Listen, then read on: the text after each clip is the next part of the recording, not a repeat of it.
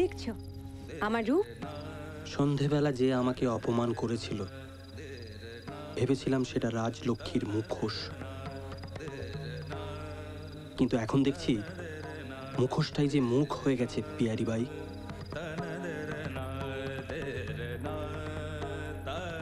তাই তো ভালো। তোমাদের পুরুষদের মতন পিয়ারি বাই মুখোশ পরে লোক ঠকায় না, তার কাছে তোমাদের মতন পুরুষ থেকে ঠকে।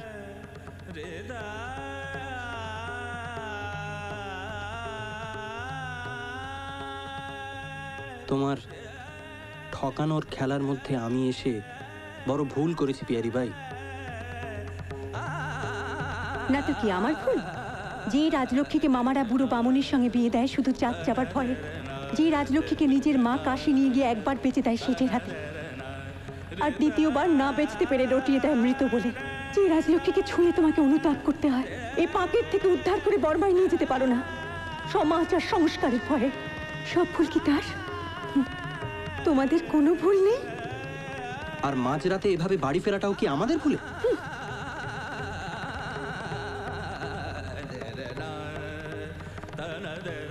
বাইজিদের জীবনে শ্রীকান্ত বাবু রাতটাই দিন, কারুর ভুল নয়। তুমি তোমার ভুলের বন্ধন নিয়ে থাকো, আমাকে আমার মুক্তির পথে যেতে দাও।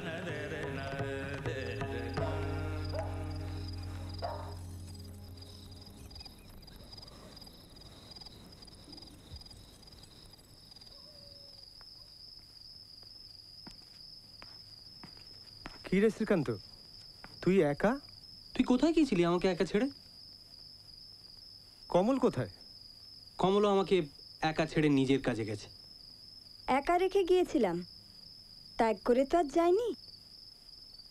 তবে রাগ করো কেন গোসাই? রাগ নয়, ভয় হলো। ভয়? তোর আবার একা থাকার ভয়? একা থাকার সময় শুধুই যে একা থাকতে পারি না গহর, তাই তো ভয় হয়। তোমার ভয়ের জিম্মাটা বরং আমাকে দাও গো নতুন গোসাই। আজকের রাতটা এখানেই থেকে যাও। আমাকে তো কোনোদিন এখানে থাকতে বলনি। অবশ্য আমার তো আগে এখানে আসারই অধিকার ছিল না। তোমাকে থাকতে বলি না, বাঁধতে চাই না বলে। কিন্তু নতুন গোসাইয়ের মুক্তির পথ এখান থেকেই শুরু।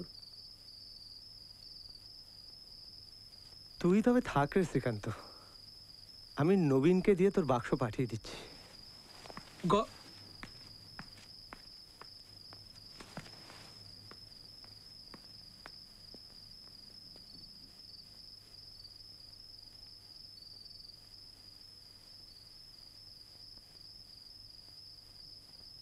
তোমার জন্য একটা ঘর ঠিক করে দিই, কেমন?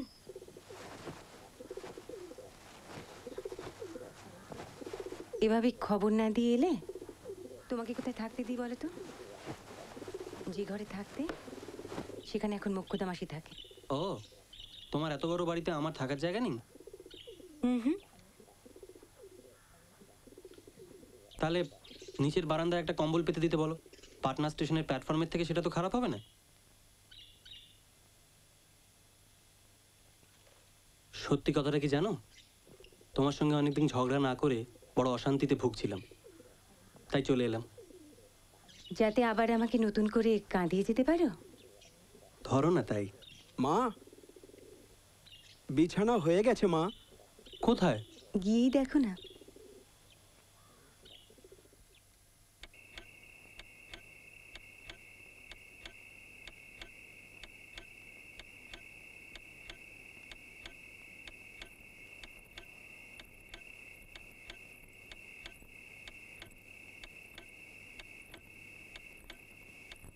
সত্যি করে বলো তো, তোমার জায়গা এ বাড়িতে নেই, আমার এত বড় অপমানেও তুমি কিছু মনে করলে না?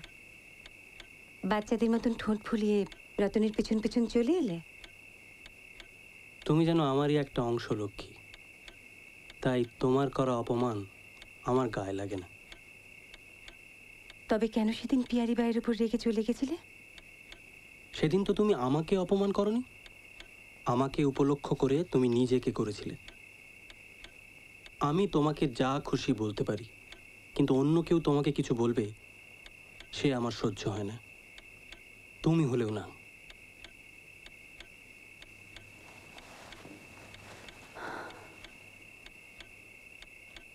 লক্ষ্মী, লক্ষ্মী,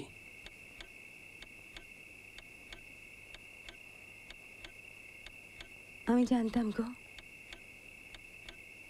আমি জানতাম যে তুমি ঠিক আমাকে বুঝবে।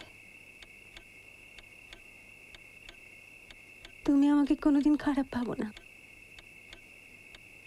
আমার সমস্ত অপরাধ ক্ষমা করতে পারো। আমি তোমাকে ছাড়া জীবনে আর কিছুই কামনা করি না।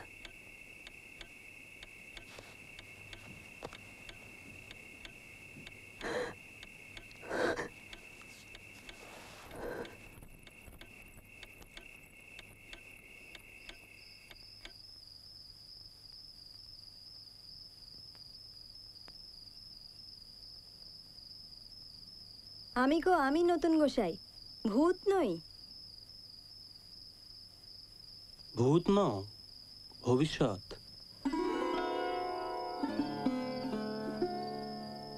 তোমার প্রসাদ এত? যতটা ইচ্ছে করে নাও। তোমাদের কি রোজই এরকম ঠাকুর সেবা হয়? ঠাকুর যে আমাদের আপনজন, তাই ঘরের মানুষের মতোই তাকে আমরা সেবা করি। তবে তিনি বড় অভিমানী, তাই সবটুকু উজাড় করে না দিলে তিনি সন্তুষ্ট হন না। নিজের অহং বিসর্জন না দিলে তার সঙ্গে যে একাত্ম হওয়া যায় না। তবে নিজেকে তুচ্ছ মনে করা বড় কঠিন, তাই পথে পথে ভিক্ষে করি, মাধুকরী করি। তোমরা ভজন সাধন করো কখন? এটাই আমাদের ভজন সাধন। একেই বলে সাধনা? হ্যাঁ, একেই বলে সাধনা। দাস দাসীর এর চেয়ে বড় সাধনা আমরা পাবো কোথায় গোসাই? কমললতা, তোমার বাড়ি কোথায়? গাছতলায়। কিন্তু গাছতলা তো আর চিরকাল ছিল না।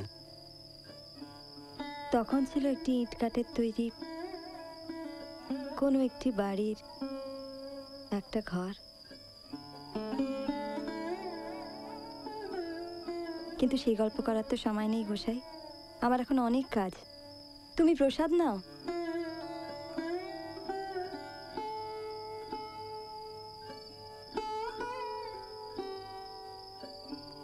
আমি থেকে গেলাম, কহর বেচারা একা হয়ে পড়লো।